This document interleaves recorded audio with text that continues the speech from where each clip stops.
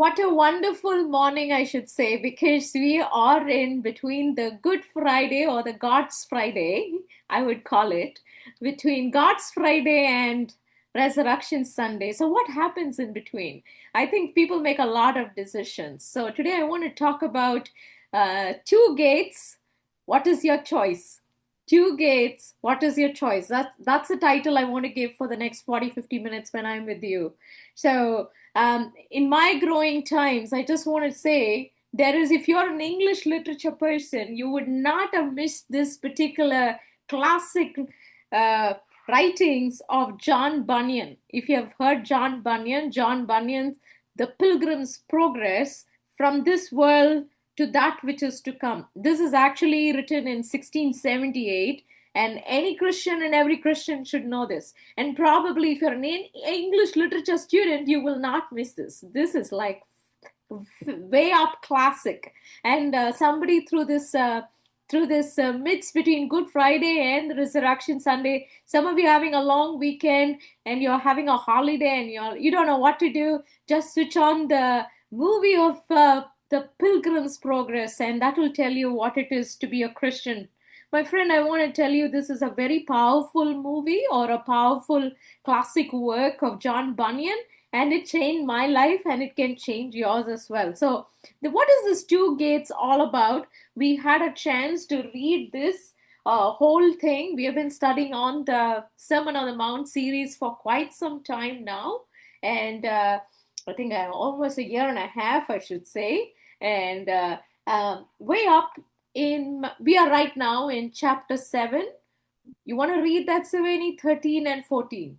Verse 13 and 14. I'm going to just teach you on just two verses. Can you believe it? Just two verses. 13 and 14. Chapter 7 of Matthew. Enter through the narrow gate, for wide is the gate and broad is the road that leads to destruction, and many enter through it. But small is the gate and narrow the road that leads to life, and only a few find it. Now we're talking about two interesting. He talks about gates. Some of your Bibles will have the word gate. Some of it will have roads. I asked this question to my wonderful people in this room. I asked, "What would you look for when you are on an intersection?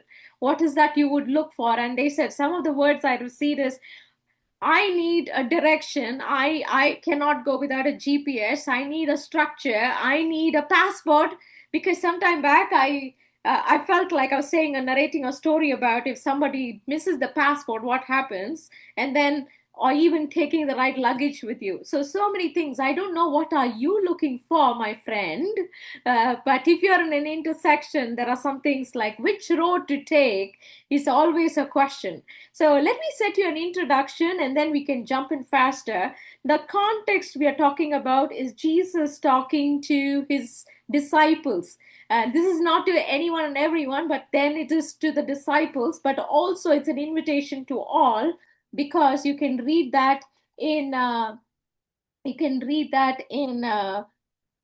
chapter 5 of Matthew, verse 1. Do you want to read that? Chapter 5 of Matthew, verse 1.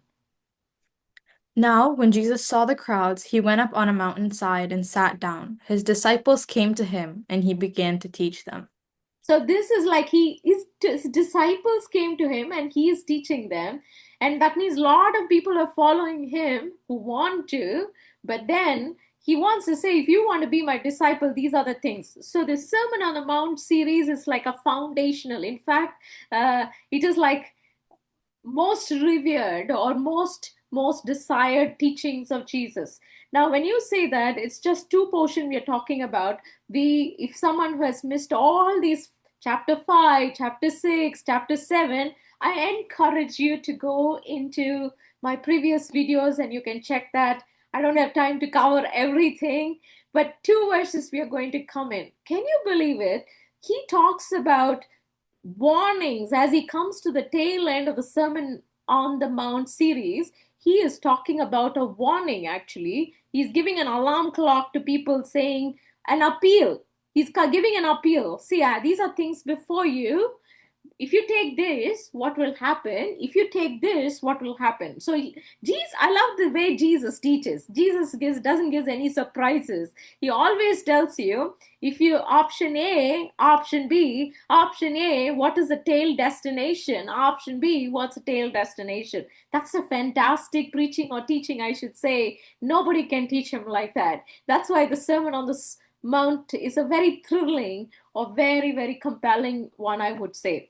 Now, why? Because today I'm going to teach you on two roads, probably the coming weeks, two trees, the coming weeks, the two houses. So, a lot of things coming there, but let's focus on the two trees. And that means Jesus always keeps the end in mind and he talks about where you should start with. Okay, but then he gives a very clear command, which Simeni read right now on verse 13 of chapter 7, which is very powerful. It is very straight. Enter by the narrow gate, period. Enter by the narrow gate, period. He doesn't even tells you, you want to do this, you want to do that. He is giving a straight command. It's not an option. Sometimes people think it's an option. No, no, no. Enter by the narrow gate, period. Enter by the narrow gate. And it means there is no question about it. There's no question about it. In fact, sometimes people come and ask me, Chris, everybody goes everywhere and other gates and other thing, much more broader, much more different. So everybody does it. Like I've seen, maybe you also would come and tell me in your school, everybody does it. Or everyone is doing, the neighbor is doing something else. So why not me? I want to tell you, just because everybody do does not mean the road is right road. For example, everybody is taking the same. You're saying this is narrow road, but everybody is taking this road. So I do take it. If I take it, that does not mean the road is right. I want to tell you that's a wrong way of analysis. If somebody is going to tell me, oh, somebody has like majority of followers and then I'm going to follow it, you don't know whether it's the right one. It's not the right one, my friend. That's not the right way to judge. The second thing I want to tell you, Jesus talks about, in fact, Dr. Luke picks this in Luke chapter 13 verse 24. It also kind of reiterates the same command: strive to enter through the narrow door, he says. This is a strive to enter through the narrow door. The very word strive means, it means like you're making all the effort towards it. Like, you're in a game or a sport. Say you ask a swimmer, he would say like, I want to be the first champion. I would put all the efforts to it. So that's what it's talking about. So if you're on the choosing the road or obeying this command, it's striving, or the Greek word means agonizing, like you're putting all the effort, pain, and whatever that could take you there. That's what it means. Okay, let me get you into the most important part. In this, you may get into the road, but it's also about the goal, right? Say, for example, some of you wants to go from here to Montreal. If you want to go to Montreal, you better travel east. You are very clear. You're going to look east. But then you say, no, no, no, I want to look west. I want to travel the other side. Then you will land in Vancouver. So be clear where your goal is. See, I like what Siveni said. I would put my goal in the mind. Like, what's the end destination I want to go? So your goal matters. For I cannot even compare with someone. Say, for example, it would be very, very ridiculous if I compare my journey with someone traveling west. Pause and think. Today we make comparisons like that. If your goal and my goal is heaven, why are we comparing with our travelers who are going in somewhere else? Let me repeat. If my goal is heaven, why am I comparing with somebody who is going to another destination where they shouldn't be going? So you're comparing on your present is based on somebody's journey which is not taking you to the same destination. I'm very clear. I want to be very clear on where my destination. And Jesus is saying that your goal matters. So stop weighing comparisons. Oh, I'm not like her. I'm not like him. I'm not like that person. Oh, that person is going this side. She is going that side. Yes, pause. But where do you want? Your goal is different. Your goal is, say, for somebody in Montreal, going towards Montreal, you wouldn't be even thinking of somebody traveling to BC or Alberta or anywhere else. That's completely west. Let's think about it. So don't make wrong comparisons. You know, who brought this so beautifully?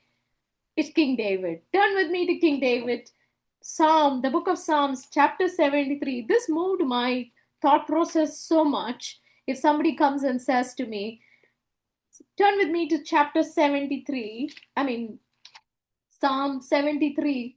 I know it's one of the Psalms where you can see how King David complains, complains, complains. So much he complains. I'm not going to read all the complaints. He can complain about anything and everything. In fact, he says, you know what, Lord, I've been doing. See, I go to church every day. I read the Bible every day. I'm a very good Christian. I'm doing this. I'm doing that. Even weekend, I'm coming here to this meeting and sitting here and listening to Chris.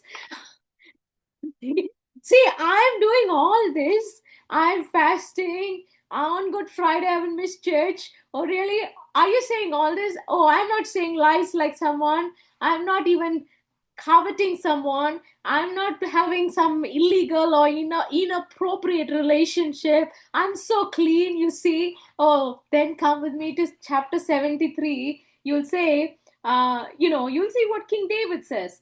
You know what? A couple of things he talks about how the arrogant prospers. For example, in chapter 3, 73, verse 3. You want to read that, Savani? Psalm 73, verse 3. Mm-hmm. For I envied the arrogant when I saw the prosperity of the wicked. So he says, like, you can see how he envied. You can read all that. I don't have time to read all that. But my eyes caught, you know what? You should read this verse, which is 16 and 17. The answer, that's the answer, the 16 and 17. Go on, please. When I tried to understand all this, it troubled me deeply till I entered the sanctuary of God. Then I understood their final destiny. Their final destiny. You know, you put a big circle around then, when, then. Put a big circle. My Bible, I just that, put that. It's nothing wrong to scribble on your Bible and just so that it shows up for you. When, then I got that there, when, until I went into the sanctuary of God, then I discerned their end, destiny. Now that's why I want to say your goal matters, my friend. So don't worry about the journey. Oh, she's going this side, she's having this, she's having that. Oh, you know what is happening to her life. My life is so boring. If somebody says this is a common word in teenagers' mouth, if my life is boring, oh really? I want to tell you your end destiny matters, not about your current comparisons. Okay, let's go into that. Some of them come to me in this. See, I'm a person of gray. I'm not a black and white person. I have a trouble understanding this because talks about black and white. He calls either in and out. He also says yes and no. He's always dichotomy in his answer, like either in or out. It's two ways only he talks about, and there's no gray about it. For example, you either decide you want to travel east or you want to travel west. There's nothing called in between. If you're traveling in between, you're staying in the same place, my friend. I want to tell you there's something called bilocation. You know what? What is bilocation? If somebody is traveling, you cannot walk on two roads. Try that. Can you do that? You cannot drive on two roads at the same time. You cannot drive in two different directions at the same time. There are some people who are doing it. No, I want one leg on this road, one leg on that road, one leg on the light, one in darkness, one on left and one on right. Try that. You cannot.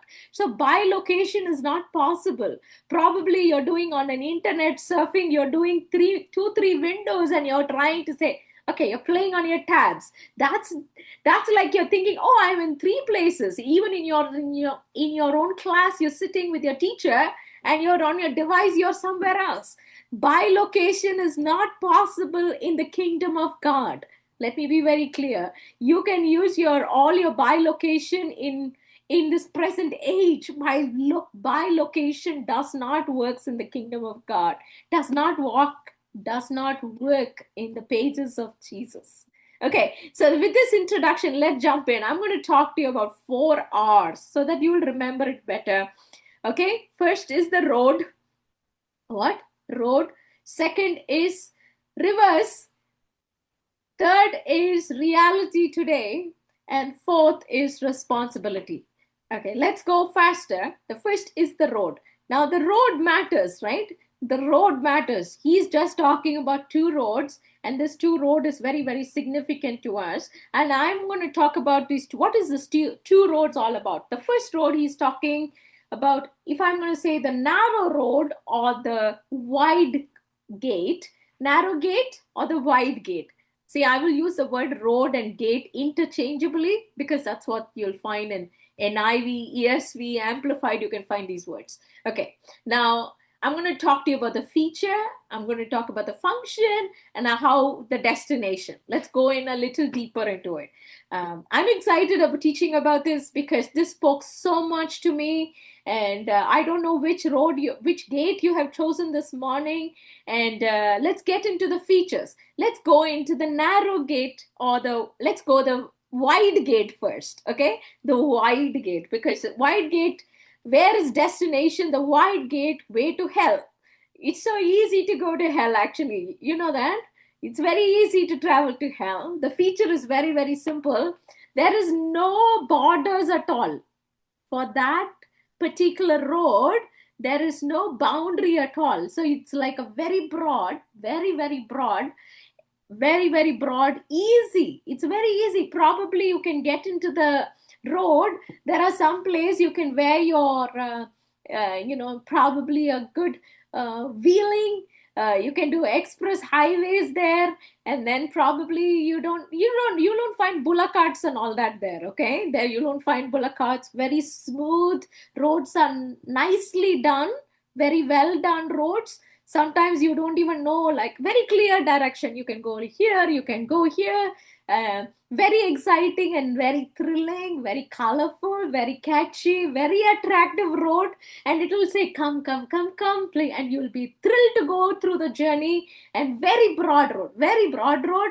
You can take anyone and everyone. Do you know that? You can take your uncles, aunties, friends, families, as many baggage you can carry. There's no limitation in this road. The features are fantastic, very popular. Everybody will talk about it, tag you, and then post you, and then probably lure you by saying, okay, this is the great place, please come in, this road is fantastic. And there is no steep cliffs and all that. Okay, I want to tell you, don't worry that you're not going to end up a kind of a stop end, and then you're not going to head into a cliff, but it's a very straight plane, very, very straight plane, and you will stroll. Sometimes you can rest. You can have lots of recreation because they're going to every park of that road. Have you seen rest and recreation when you do a highway? Sometime back when we were trying to drive from north of Canada to the end of Texas. We were trying to drive, and there's so many rest and recreation spots. You can just stop anywhere, and this you don't want to drive, you can do that. You can do that. I want to tell you that. So that's how the road is, all with very broad company you can do, and you'll find majority of travelers there, my friend. Majority. It's not even the road is not empty. It's very busy, very, very busy road, and it's very easy and lots of baggage, as I said. Broad minded, broad road, broad minded ideas will be there, and more liberal, more liberal, more generous. You can think anything and everything you can bring in there because that's the road. And baggage is unlimited baggage. Unlike certain flights, you can't take only limited baggage. Now this is unlimited baggage, and you need not give up anything. You can carry it how many ever years you want to carry, you can carry it. So that makes it very easy about this easy, wide road or wide gate. The destination is very important. Read that. What's the destination? You want to read that, verse 13, Sibeni? Of which chapter? Chapter 7, verse 13. Okay.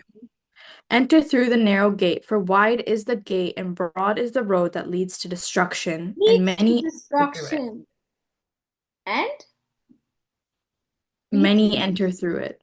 many. So it's like many. Put the word, put a big circle. Many, majority enters through it. I was just thinking, today there are many people say, like, I'm not doing this. I'm very good, okay? I'm very good. I'm not doing this. I'm not lying.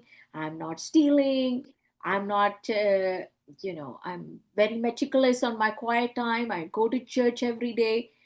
Yes, all those are, you're not doing any sin of commission, sin of commission. You're not doing any bad things. But the thing is, there are certain things you should be doing which you're not doing. Probably you should go and reconcile to someone through this resurrection to whom you're not talking. You're not doing it. You're not forgiving someone. That is called sin of omission. Sin of omission is more powerful than the sin of commission. Remember, I've spoken about this.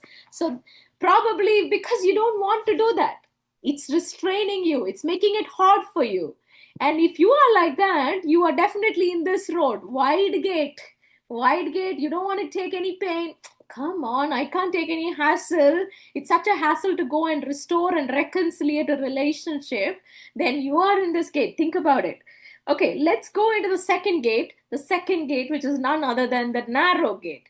I would always give a warning and alarm to anybody. Somebody saying, like, Chris, you should not be doing it. No, no, no. You always tell them it's a narrow gate, needs a lot of warning, caution. Have you seen that?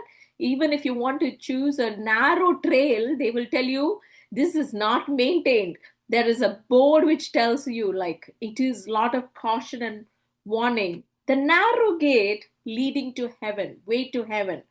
Okay, so, and by the way, if someone who has not given you any warning of Christianity, I would just say beware of Christianity, because it's going to be a narrow gate. If anyone, your own mom and dad, or any preacher, or any person has not told you before that, I'm telling you now, it is a hard, narrow road.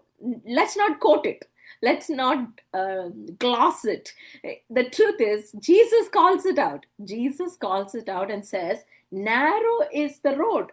Narrow, enter by the narrow gate. For the gate is narrow and the way is hard. I'm not saying, you can tell me, Chris, how can you tell this? How can you blatantly say that? Then you should ask Jesus. In verse 14, he's saying, the way is hard that leads to life, and those who find it are few. That means you can count one, two, three, four. Not many. You can count. You can count, right? Think about it. Okay, let's go into the feature of this narrow gate a bit. I told you the feature is very interesting feature. First, you will see a warning sign. Beware, beware what you're choosing to get in. Interestingly, I want you to look at that. Sometimes we think the gate is narrow, maybe not the road. But Jesus calls it, the gate is narrow, even the road is narrow. What? Yes, two parts. Gate is narrow. Sometimes you find a very difficult. See, try someone with a knapsack or a big baggage. Somebody was saying they want to travel with a baggage. Try getting through the gate, squish in and come in. Can you do that? No, I tried sometimes. No, I cannot. I need to rip it and throw off because the gate doesn't allows me. My friend, your old self of baggage cannot come through the gate. I don't know, the gate can be so small or it can be so big. You may try to see that. Sometimes you want to bring all your 10 years of sin baggage into it. Jesus says, throw it, cast it. All your worries and anxiety, cast it. No baggage. He's saying, come in as you are. So the gate is narrow, But also sometimes you think, oh my God, I got into the gate. And then when you get into the gate, you think the road is fine. No, the road is even narrow. I have traveled for last 30 years, I want to say. I haven't seen it has been a wide. Some days it is things like, oh my God, how narrow it can become, how lonely it can become. You can be called, like, even people can tag you and say, you are narrow minded. Oh, really? I just got into a narrow road. That doesn't mean I'm narrow minded. No, you are a narrow minded because you're getting into a narrow road, and that's what people can call you. It's very difficult, and sometimes you need to pay a lot of price for it. It's very costly, I want to tell you. It's very, very costly. It's very precious, small, and very, very hard way. That's what Jesus is calling. Sometimes when I say lonely, you don't find many travelers there. Come on, if you don't agree with me, in your school you may be the only Christian. In your class you may be the only believer. Chris, how can you think like that? No, you're lonely. You're alone because the road is narrow. I know my grandmom from a village. She used to do farming, and I've seen that when her between one farmland and another, there is only one traveler track. You know what is one track, unitrack, or one track? Only one person can walk.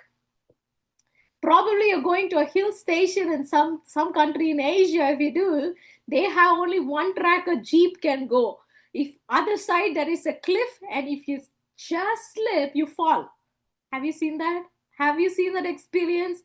Just one person can do, and that's a Christian walk, my friend. That's a Christian, because only few can travel. If you don't agree with me, you should ask the first, I would say, all the first to last pages of the Bible. Let's take a couple of them. Ask Abraham. Abraham say, Lord, you chose me from a distant land. They were worshiping other gods, and you brought me out from there. And he, one and only man. If you ask Abraham, he will say, I'm the only person. I just looked at Yahweh and I came following you. I didn't know where I was going. I was following you. And Moses, you ask him, he didn't know where he was for going all the way in the wilderness. And for him, he was looking at the Shekinah glory or the cloud. Wherever the cloud went, he was going, and he didn't know which track he was going, leading those people as well. So, my friend, I can show you umpty number of people in the Bible who has taken this narrow road, but they reach the goal. You can take a narrow road, but you can reach the goal. Keep in mind, and that's what it can do. And sometimes you may think, where is the destination? My Bible says very, very clear, it leads to life. Who leads to life? John 14:6 says, I am the way, I am the truth, I am the life. The I like the way you can see the play the emphasis in so many ways. You can say I am the way, or you can say I am. You can say put a focus on this and you can say the way, or you can say I am the way, or you can say that the emphasis can be different. So you can play with that. John chapter 14 and verse 6 is so powerful. No one comes to the Father except through me. And this is Jesus saying, when you're saying it leads to life, who is the life? It's Jesus, the life. And in fact, I like John chapter 10, verse 7 to 10. It talks about verse 7, I am the door of the sheep. The same analogy of gate comes as door over there. He talks, I am the door of the sheep. And two times he says, verse 9, I am the door. If anyone enters by me, he will be saved and will go in and find pasture. So, someone, you are inside the door and you think, oh my God, Lord, what will happen to my family? What will happen to my needs? What will happen to my wants, or whatever it may be? I want to tell you, you will find pasture. You will find pasture. That's what my Bible says. Okay, now if you know about these two big gates or two big doors, which we talked about, the narrow and the wide gate, what is your action, my friend?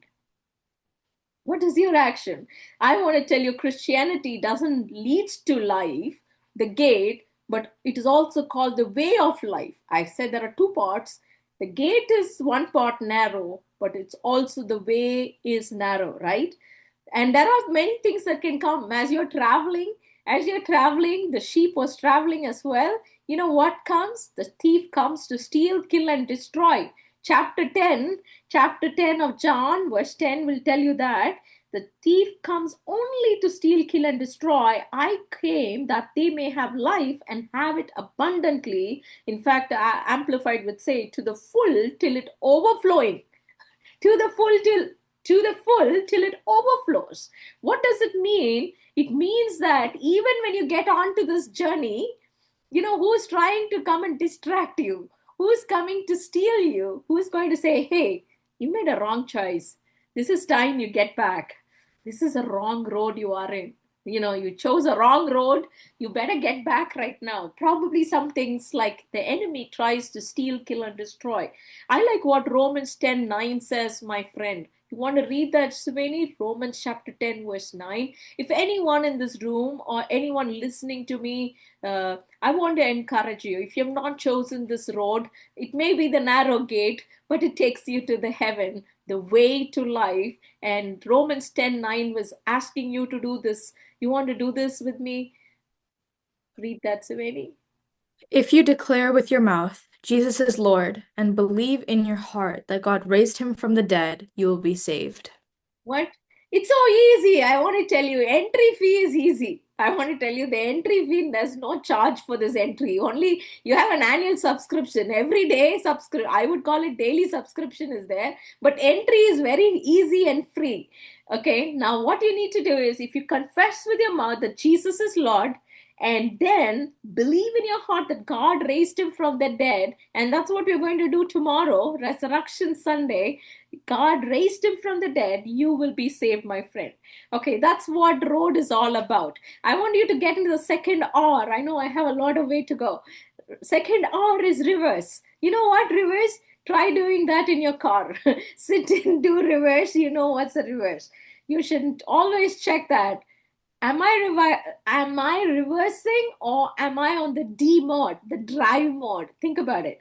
Turn with me to Luke chapter 13, verse 22 to 30, but I don't have time to read everything. But Luke chapter 13, you want to read 22 and 23, Savani?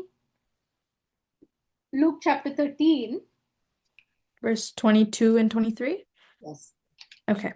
Then Jesus went through the towns and villages, teaching as he made his way to Jerusalem. Someone asked him, Lord, are only a few people going to be saved? Look at that.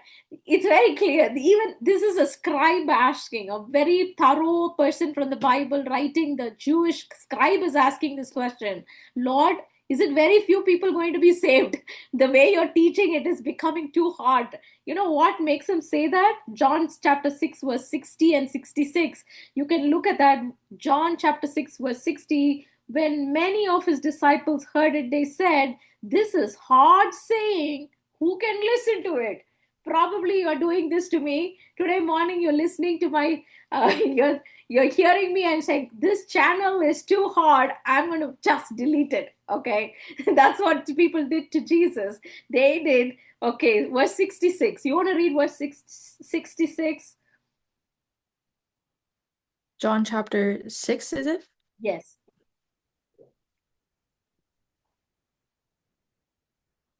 From this time, many of his disciples turned back and no longer followed him. No longer followed him. We only think about all the people who followed. I'm interested about those who didn't follow. There are people who can leave you. That's the caution of that board. You know, what's a caution? Warning. If you choose Christianity, you will lose your old friends. If you choose Christianity, you will lose your old habit. No, I'm a new person. I'm not like that anymore. Yes, that will happen. That symptom will happen because he's saying no longer walked with him. Let me show you 5 reasons. If somebody can say, somebody can do reverse. Somebody can say, oh, no, I cannot progress. I can't drive anymore. I choose to sign off. You know what? I choose to drop off. Have you seen this language? I choose to sign off. There are 5 reasons. I thought I can put it into 5 S. You'll remember it better. The first reason somebody can do Suveni was talking about structure. The structure can be a problem for someone. Do you know that? Yes, the structure of being narrow, it can cause anxiety to someone. It can cause allergies to someone. In Canada, that is so common. Oh, I'm an overwhelmed anxiety. Oh, this is causing allergies to me. Oh, really? Then the structure can cause you so much overwhelming tension. You know why? Because it's a narrow gate and many could not enter it, and it's not easy. Several reasons why people don't want to go through it. And because Jesus, you know what he says? On top of it, Jesus says in Luke chapter 9, verse 23. You want to read Luke chapter 9, 23?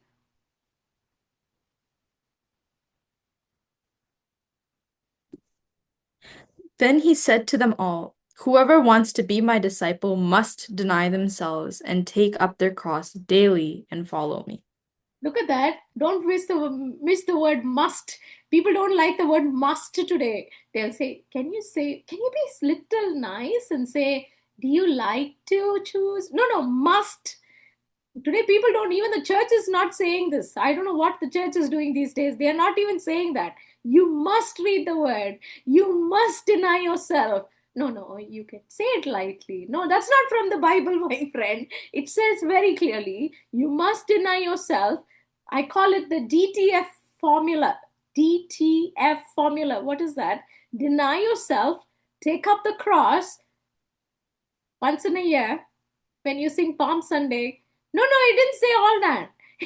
Some of you are searching where it is. It says, take up the cross daily. Some people become very religious on Good Friday and God's Friday, and that day they show up at the church. No, my Bible says, take up the cross daily and follow me daily. That's what he's saying. So it is, the structure can annoy someone. That's the reason they want to drop off. The second, yes, somebody can get very disturbed or can drop off is security, false security. Sometimes you may think, oh, your job is giving you the security. I have a super duper job. You see, there are 7% unemployment in Canada. I got a job. So then my job is the only security. I want to tell you, your job is only a little finger because it's not the hand. It's not the hand. It's only little finger. So for some people, it is their career. For some people, it is the academics. Oh, I'm in the top 5 university. The world could praise me off. Oh, really? Fine. Oh, I'm in University of Toronto, and now top 20 colleges in across the world I am in. Okay. Now stop and think. Where is your security? Some people, it is their parents. Oh, my family, my heredity. 10 years, we are this status we have. Some people put all their security on the status. Do you know how much money I have in the bank? How much money I have in the bank? Please come and check. So some people have security there. Parents today put a lot of emphasis on children. Oh, my children are so handful. Oh, really? Where is your security? What are you focusing on? Sense of security, false of security. Sometimes you want to take all that into the road, and the road says, no, no, the gate is so small. Please leave it outside. Oh, really? I can't get inside? No, I want to walk. No, no, you can't carry anything. Security. Okay. Reason three why people don't stay in the road is reason three is stubborn pride. I know it. Jesus, you don't know Jesus. I know better than you, Jesus. Oh, really? What is that? Because you are thinking more in your own eyes, but in God's eyes, you are last. Who shall be first will be last, and the last will be first. That's what Jesus calls out in Matthew chapter 21 and verse 43. You can see that. I'm not going to read that. That's about how people have that kind of false notion and a stubborn pride. In fact, every Jew was thinking when in Jesus' time, they said, we don't want you. And when they had that resistance, they thought, the Pharisees thought that they are already full of righteousness. They don't need any more. What happened? Jesus went towards the Gentiles, my friend. Now that's what can happen to you. Your pride can stop you. Sometimes think, oh, I'm very good. I'm very good without God. I am the God. You think that's the problem. That's the problem. What he wants is that's what Paul and Peter writes again and again. Humble yourself, therefore, in God's mighty hand, that he will lift you up in due time. Right? Fourth reason, somebody can lose it. Somebody can do reverse. Reverse car, somebody can go reverse. Fourth reason is social custom. Hey, I'm a very social custom, ritual, or religion, right? What do you think? Oh, my family does it for 15 years. It's our custom, it's our tradition, it's our ritual. And then, oh, in my college, everybody does it. It's our social, nothing wrong. It's just social. You see, Chris, you're too much. No, no, it can put you reverse mode. You can go reverse because the people were stuck into that mode. My Bible says in Titus 1:16. You want to read that? Titus 1:16. I know it's a little, the book you have to turn behind. Titus chapter 1 verse 16. Sereni, are you there? Yeah, I'm there. They claim to know God, but by their actions they deny him. They are detestable, disobedient, and unfit for doing anything good. Unfit for anything doing good. You can read how much these people were stuck on doing rituals and traditions. But you who have to ask every time when someone is facing the situation, should I do this? Should I do this? Take it to the Bible, put it into the lens, check it, and then that's where you will get the clarity. Just don't do it. Oh, everybody does it. Oh, really? Everybody does it? Think about it. That's dangerous because many are doing it. If many are doing it, by formula, you're on the wrong road. That's how I would put the math. Okay. The last and final reason is selfish will. My Bible calls in Luke's chapter 13, 13:26. You want to read that? 13:26. Luke chapter 13, verse 26. It's a very interesting one. It says, are you reading it? Yeah, I can read it. Then you will say, we ate and drank with you, and you taught in our streets. Mm-hmm.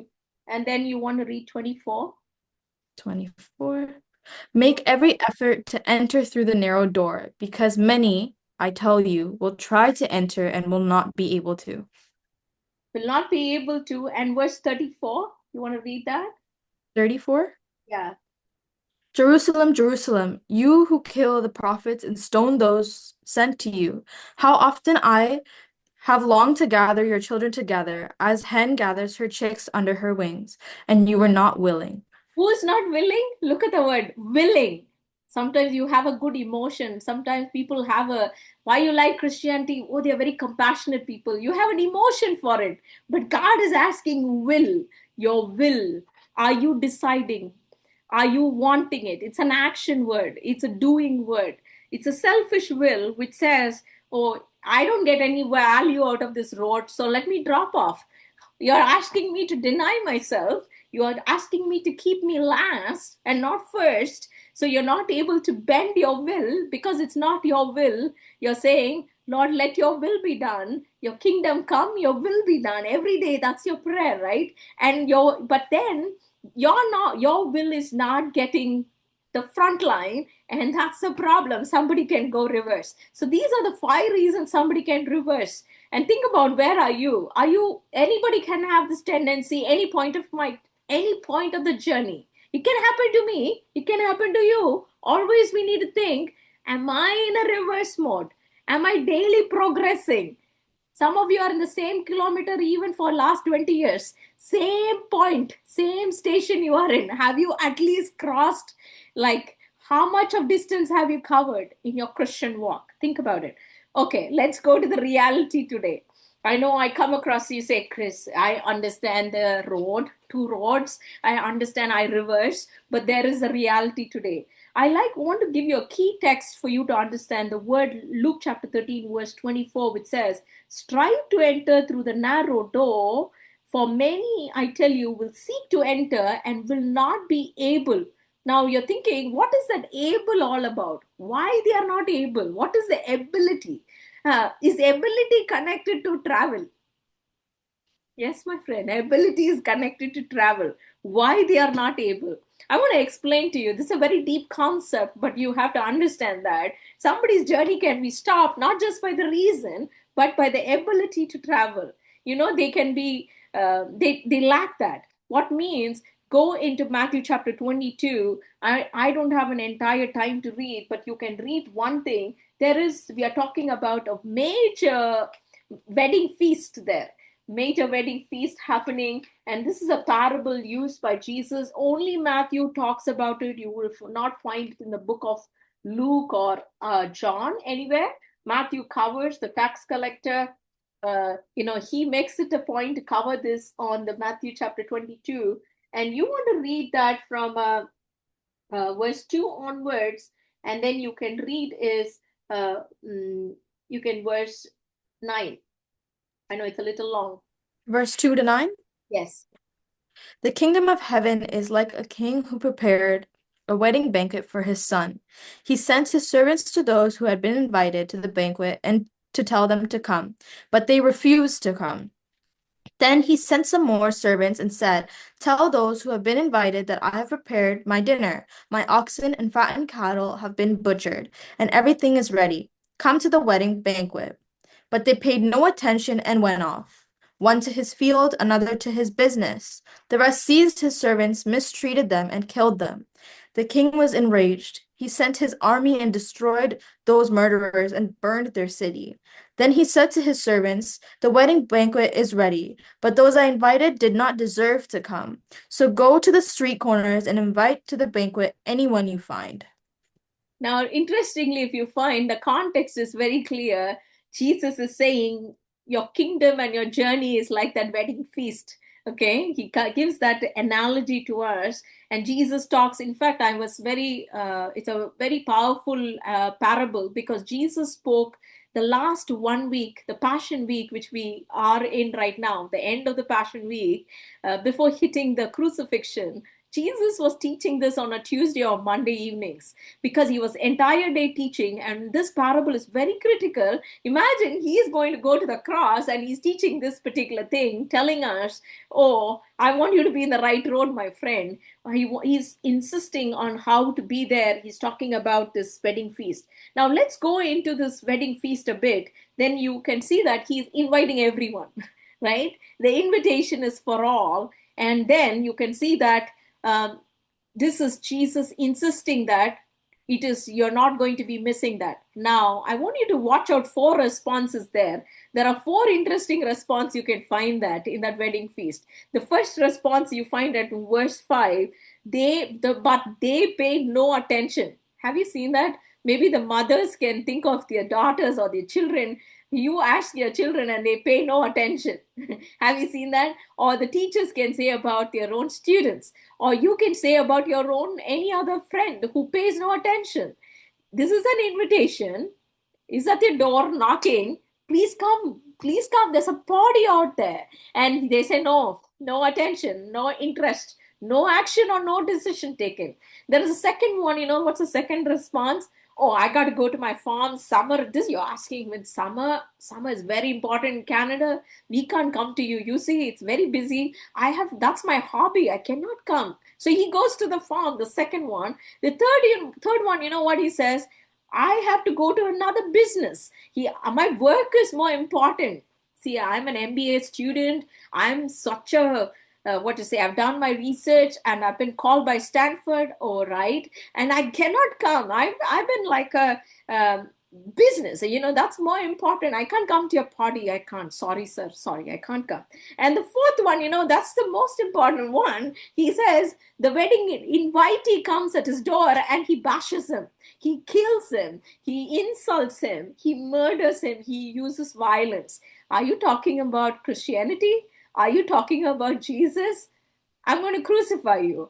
I'm going to murder you. I'm going to imprison you. If you're in Middle East, that's what you would see today. If you talk about Jesus and the good news, what they're going to do, oh, you come for the banquet. You come for the wedding feast. And they would say, like, you're going to be imprisoned. And there is a bill in Canada that is coming out like that, where they are trying to say if you're going to talk about the good news, you're going to be challenged. Be ready for that. Are you willing for that? So these are the four responses we see on this reality today. It's not just a parable Jesus spoke some 2,000 years ago, but I'm talking about something here and now. It's happening today on our own life and own landscape right now. And sometimes you may wonder, what more can be added or what more can be done? Is this invitation complete? Is this invitation finished? I want to tell you, my friend, this invitation is complete and done. This invitation is complete and done. What makes me say that? Because these people are saying, look at that, watch out that word, verse 4 in the same chapter 22, everything is ready. It's like your book, your banquet table is completely set. Everything is ready, not even one item missing. Everything is ready. And then you find the same thing, verse 8, the wedding feast is ready. So the king is saying, oh, everything is ready. Now you go and call. So someone is saying, no, I have to do this, I have to do that. No, Jesus has finished everything. Today, you and me are given an invitation to such as that. You just have to show up. Can you believe that? You need not take your gift. You need not take your anything else. He's just saying, just show up. Just show up. And sometimes you want to add some additions. You want to add some masala to it, right? Oh, I want to do this. I want to do that. No. He finished everything on the cross. That's why Satan doesn't want him to die on the cross. He finished everything. That's why he said on the cross, he said, it is finished. Sometimes people think you want to add something, add some more items, some your own goodness, your own righteousness. No, he's talking about his work on the cross. So as many can come, that's what the open invitation is all about. So how many can get in? As much as many can get in, but through the narrow gate and through the narrow way. Okay, let's go into the last R. The last R is responsibility of a believer. Now, you got to be a believer. Let me tell you, once you get inside the gate, you're called by this name called believer or disciple. There's no other gay names. You're a believer or a disciple. That's why when a believer talks, has no faith, Jesus cannot do any miracle on that person because he wants faith. You're called a believer, right? You have to have belief. Now, what is the responsibility of a believer here? Look at that. Jesus was talking about many, as many can, he opens, he tells people, go into the highway. He says, the king was very angry. Then he said to the servants, everything is ready. Go, verse 9, go therefore to the main road and invite to the wedding feast as many as you find. Now, sometimes you're very comfortable with that verse because it talks about a mass, it talks about a corporate, it talks about a lot of people. But then look at the second half of this same parable is very, very important. We worship a very personal God. He knows even the number of your hair on your head. Do you know how many fell today? He knows. He knows the number of the star and the name of the star. He's a very personal God. And that means he shows up on the feast. Do you want to read that verse 11, Savani? What he does by personal. Look at that personal message. The king comes into the feast and he's about to sit. And you know what he sees? Verse 11. But when the king came in to see the guests, he noticed a man there who was not wearing wedding clothes. Verse 12. He asked, how did you get in here without wedding clothes, friend? The man was Friend. speechless. Look at that. Friend. He says, you're my friend. When you're in the journey, you're in the feast, you're a friend. And he noticed and says, how did you get in here? Where is your wedding clothes? That means there's a wedding clothes provided to you. It is in Middle Eastern custom. If somebody invites you to a feast, you've been invited with a set of clothing. You have to wear those clothing, and that's the decor, or that's the probably the special attire for you when you get into that. And your king's special invitee, the premier guest, you're made on the first row. You're being seated. Come on, he's bringing people from the street. That means even it could be homeless people. I know you sometimes find homeless people coming into Tim Hortons and having some drink, and immediately I see how people around would look at them. You're thinking, oh my God, this guy didn't have shower. This guy is not clean. So the king is very clear. I can bring from the street, alleys and valleys or byways. I bring them in, but I'm going to give you a clothing, and you got to come on the clothing. And this man is sitting with, I don't know what kind of clothes he was wearing, but definitely not the king's clothing. The king's clothing is called the robe of righteousness, my friend. It's called robe of righteousness, meaning he looks at him. You're insulting me by not changing on your clothes. He's saying, I gave you the clothes. Where is it? I gave it to you. I gave it to you. Everything was ready. What are you doing with it? No, no, I kept it safe. I keep it very safe. No, no, I want you to wear it. I want you to wear it every day. Don't miss, my friend. You may say, I'm on the road, I'm behaving well, but he's saying you're a soldier. You're a soldier. When you're on that narrow road, you're not like a sleeping guard, but you're a soldier, an active soldier. You better dress well with all the armor of God when you're traveling on it, right? But that's a problem. And Jesus calls him as his friend. The king calls him friend, so that this man doesn't even, just because you're poor, you're not where I gave you clothes. He doesn't want him to be identified as poor. Did you notice that? He puts everybody on the same thing. The clothing is given so that he wears it. So I believe the responsibility is with you and me and anyone who chooses to get inside the gate. So the responsibility of a believer or a disciple is very, very important. And that means you need to wear it daily. Righteousness is only through Jesus. So God issues an undeserved invitation, an invitation that came undeserved. You and me did not deserve it, but then you were given this invitation to undeserving people, and that is the righteousness, as they, but it requires the responsibility, response to his ability. That's what responsibility, the word responsibility means. You respond to his ability of righteousness, which he did on the cross, and that you are going to respond, and it demands from you. You cannot say no, no, no, isn't it? Now think about it. If you are thinking about responsibility, I would do this. What about you? I would call it the roadway check. What? Roadway check. You need to, before you even uh, just run or walk or drive, you're going to ask this check, and consequences is very, very important. See, entry is free, but it's daily subscription or daily cost you are going to pay. What does it mean? Salvation is free to everyone, but righteousness is expected. You are expected to be a disciple. You cannot say, no, no, no, I'm not going to wear my robe of righteousness today. Turn with me to Isaiah chapter 61, verse 10. It says, for he has clothed me with the garments of salvation. He has covered me with the robe of righteousness as a bridegroom. So you better behave like a bridegroom. No, no, no, I will be a beggar. No, no, he is saying, you were a beggar. I brought you inside. Now you're seated at the feast. Now some of you are behaving like a beggar. No, where is your robe? Where is your robe? No, no, I was dressed up very well till the entry of the gate, but after it I removed. No, he asked you to wear it daily, and that's what he's saying. You know what happened to this guy? I felt like, Lord, how can you be so unfair? One day he did not wear his robe of righteousness. No, I want to tell you, he insulted the King of Kings. He insulted the blood of Jesus. There are many people who are Christians, so called, insulting the blood of Jesus today by not wearing the robe of righteousness. For he is given the garment, but you're not wearing it. You know what happens to that man? There is a consequence. Turn with me to this consequence. You will find that what happens to this chapter 22 of Luke. You know what he did? Then the king said to the attendants, verse 13. You want to read that, Savani? 13? 22, 13. Yeah. Then the king told the attendants, tie him hand and foot and throw him outside into the darkness where there will be weeping and gnashing of teeth.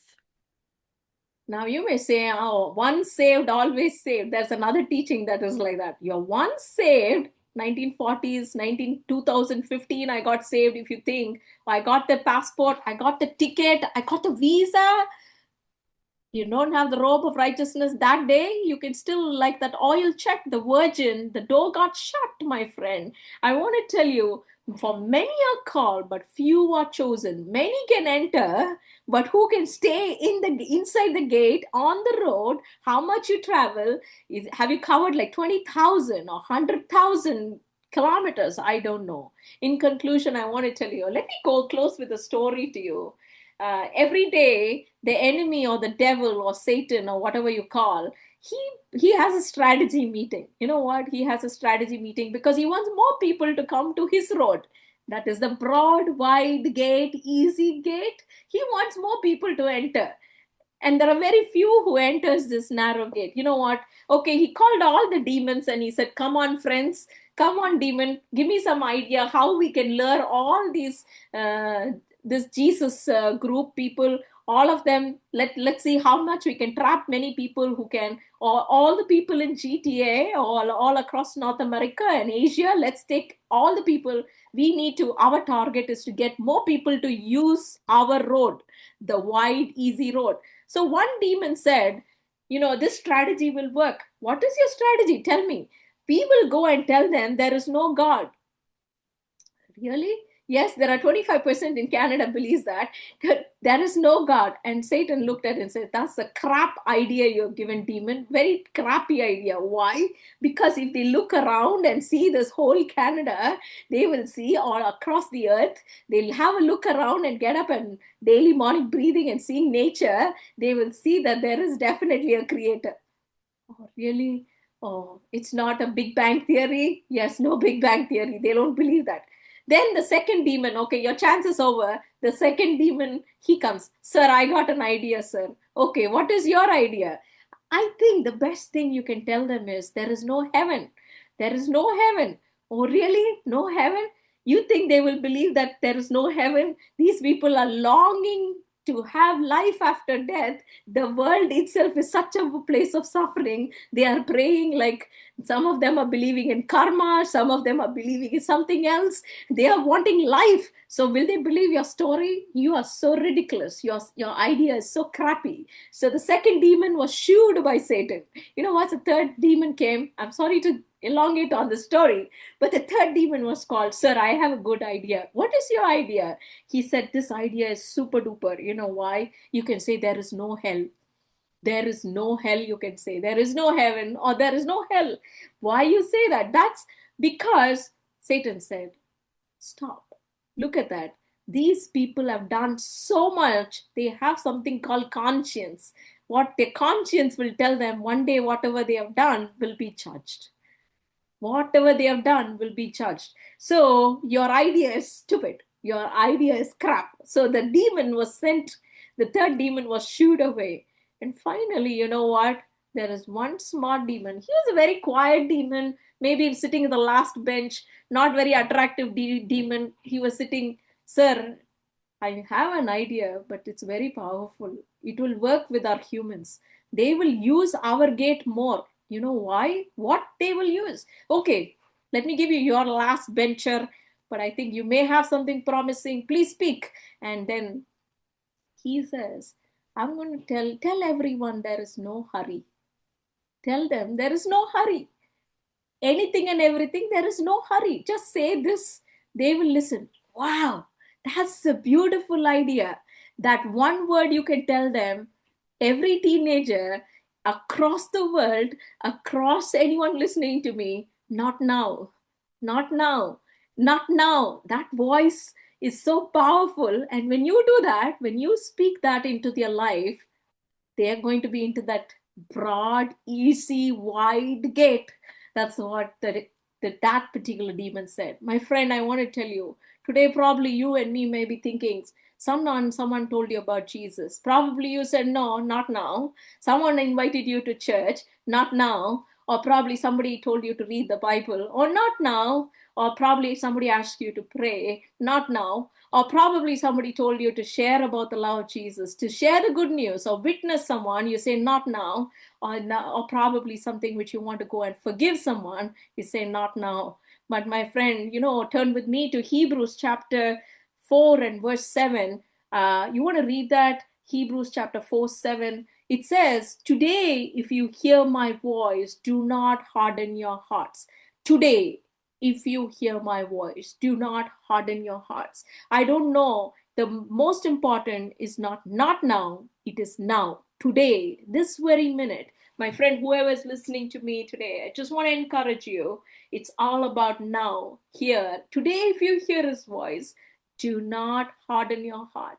And you maybe, I don't know whether you're outside the gate, outside the narrow gate, or you're inside the narrow way. Probably you don't know which way to turn. There's a steep hill.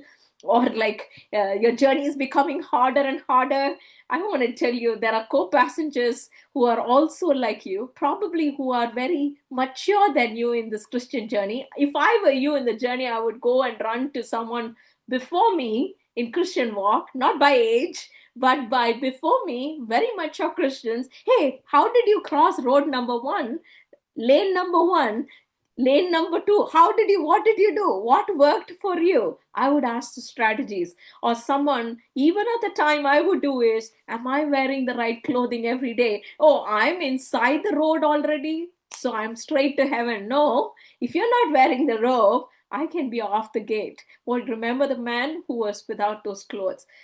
Shall we pray? Father God, in Jesus' name, we come before you, O God.